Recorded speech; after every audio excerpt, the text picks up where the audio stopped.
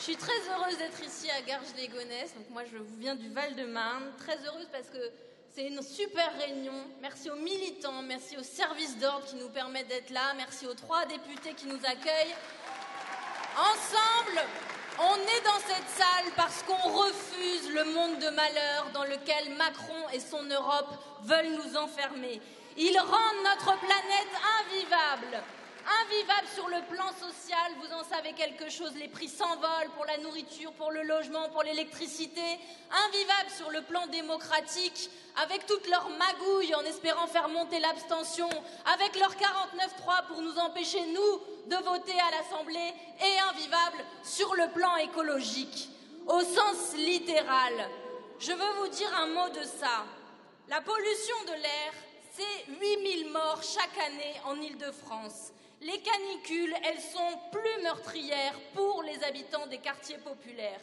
L'inaction écologique de la Macronie, elle a des conséquences terribles sur nos vies à toutes et tous. Mais certaines en souffrent plus que les autres. Dans notre pays, ce sont les 1% les plus riches qui polluent autant que la moitié des Français et des Françaises. Et donc, les amis, il nous faut cibler ces accapareurs qui sont aussi les pires pollueurs, parce qu'ils détruisent nos vies. Nous allons lutter pour une écologie populaire. Nous lutterons tant que des gens vivent dans des appartements qui sont mal isolés, qui sont des passoires thermiques. L'hiver, l'été, on a trop chaud. Nous lutterons tant qu'il y aura dans le Val d'Oise et ailleurs des villes qui sont ce qu'on appelle des déserts alimentaires, où on ne peut pas accéder à une nourriture peu chère et de bonne qualité. Nous lutterons aussi tant que des gens subiront, c'est le cas aussi dans ma circonscription avec Orly, et c'est le cas aussi, je le sais, ici, tant qu'il y aura des gens qui subiront les nuisances aériennes d'un aéroport, alors que c'est seulement 4% des Français qui prennent l'avion régulièrement parce qu'ils peuvent se le permettre. Les macronistes, ils ne disent pas un mot de tout ça. Ils laissent faire parce qu'ils laissent faire le marché, parce qu'ils laissent faire les profits, parce que ces problèmes dont je viens de vous parler, ça permet d'enrichir ceux qui font de la spéculation immobilière, les multinationales de l'agrobusiness qui se gavent quand vous achetez de la nourriture. Et c'est aussi ceux qui privatisent tout, qui vont privatiser jusqu'au ciel qu'on a au-dessus de nos têtes. On doit faire cesser cette écologie vers ce capitalisme vert. Il est temps d'une écologie populaire. Tout le monde a le droit à un air respirable. Tout le monde a le droit au silence, à la quiétude. Tout le monde a le droit à un logement décent. Tout le monde a le droit à une alimentation de qualité. Notre combat pour la planète, c'est un combat pour améliorer la vie de chacun, contre ces ultra-riches qui la détruisent et qui nous écrasent. Et ces ultra-riches, ils ont des noms. Je vous en donne un. Monsieur Carlos Tavares, patron de Stellantis. Il a un salaire, c'est 36 millions d'euros par an.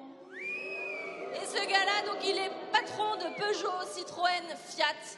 Et en même temps qu'il fait des profits ici, en fabriquant des voitures en Chine, en les revendant ici, il met 280 ouvriers à Aulnay-sous-Bois en licenciement sur le carreau, 280 familles.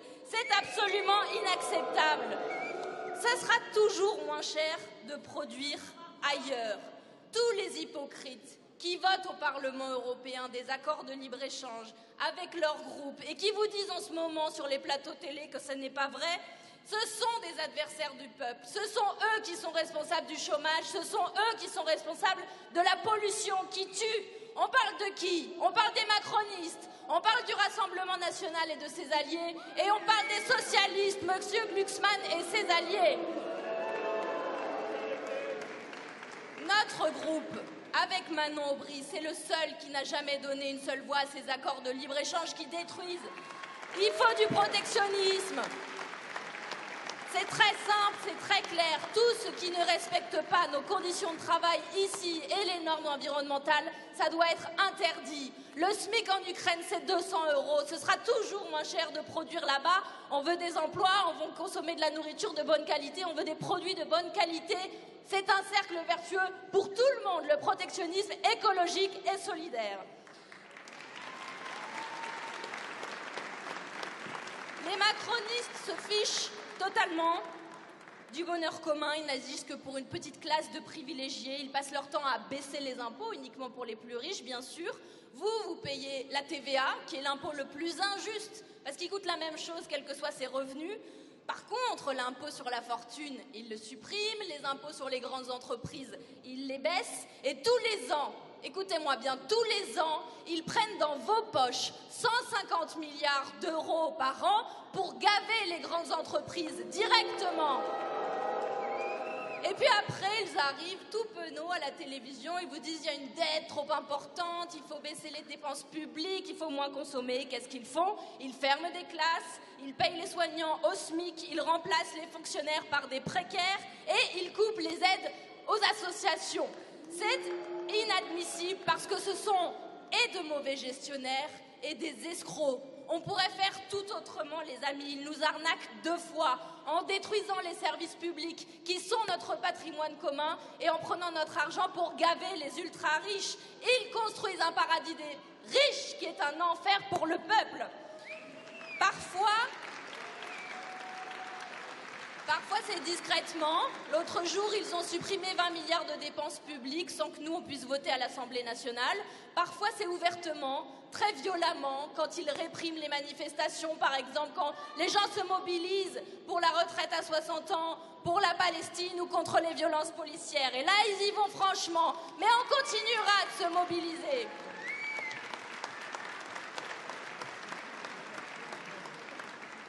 Je dis un mot des autres hypocrites de cette campagne. Vous avez Bardella, l'extrême droite, qui joue au candidat du peuple. Quand le peuple, justement, il était dans la rue contre la réforme des retraites, M. Bardella, il était où? Il était avec Madame Le Pen en train de changer leur programme en retirant la retraite à 60 ans parce que ça fait peur aux patrons.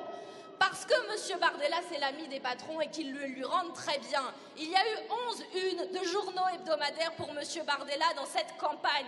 C'est le chouchou des médias. Mais vous savez, comme moi, que celui qui se présente comme un jeune premier recycle le même racisme que le vieux Le Pen le faisait.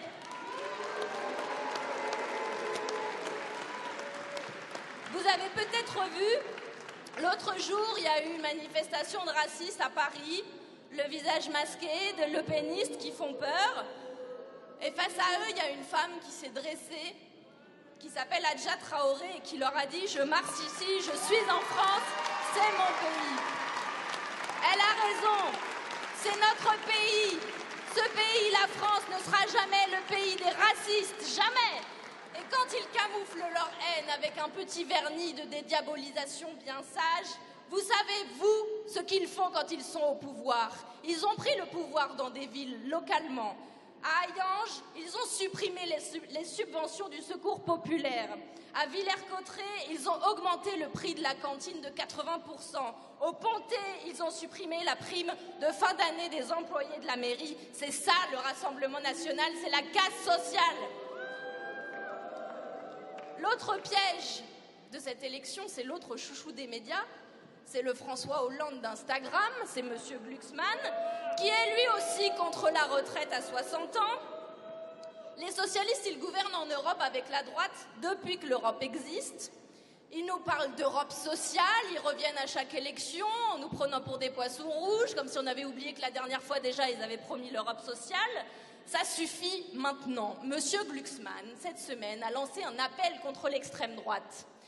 Et les médias disent « Oh, c'est merveilleux, M. Glucksmann lutte contre l'extrême droite en Europe », sans dire un mot sur les trahisons, sur les mensonges, sur les renoncements de ce parti, la gauche de M. Hollande, qui a bel et bien un bilan, qui a déjà gouverné et qui a trahi parce qu'elle a nommé M.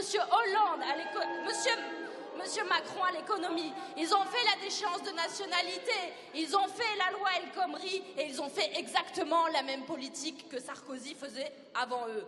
Donc, le 9 juin, c'est le début pour se débarrasser de ce vieux monde. Et ils craignent que vous vous mobilisiez.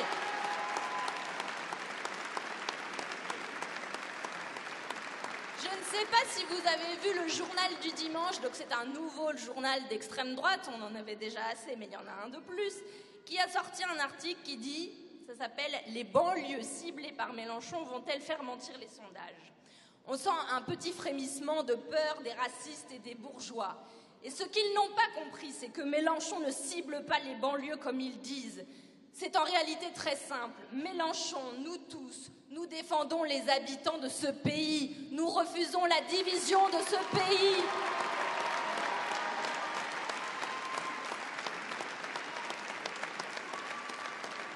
Cet article et leur peur, elle dit quelque chose. Elle dit que si le 9 juin vous vous mobilisez, nous allons avoir des élus. Que si le 9 juin vous vous mobilisez, Rima Hassan sera élue au Parlement européen. Et qu'elle y portera la voix de la paix avec les autres. Tant que des bombes tomberont à Gaza et ailleurs, tant qu'en Palestine et ailleurs, on reniera les droits de certains peuples à exister, nous serons là. Mais pour ça, il faut y aller. Il faut y aller le 9 juin. Je sais qu'ici, il y a des scores extraordinaires pour Jean-Luc Mélenchon. Je sais que vous vous êtes déplacés et depuis, on se bat. On se bat avec vos députés, Paul Vannier, Carlos Martins Bilongo et Arnaud Le Gall. On se bat avec vos candidats sur la liste des européennes, Jean-Thomas Débé et Nadia Aouchiche, qui font une superbe campagne. Et on se bat avec Manon Aubry, avec vous. Alors ce soir, vous rentrez chez vous toute la semaine. Il reste 5-6 petits jours jusqu'au 9 juin. Vous rappelez la date à tout le monde. On voit dans cette campagne que la mobilisation est puissante et que le 9 juin, ce sera le début pour tout changer. Merci.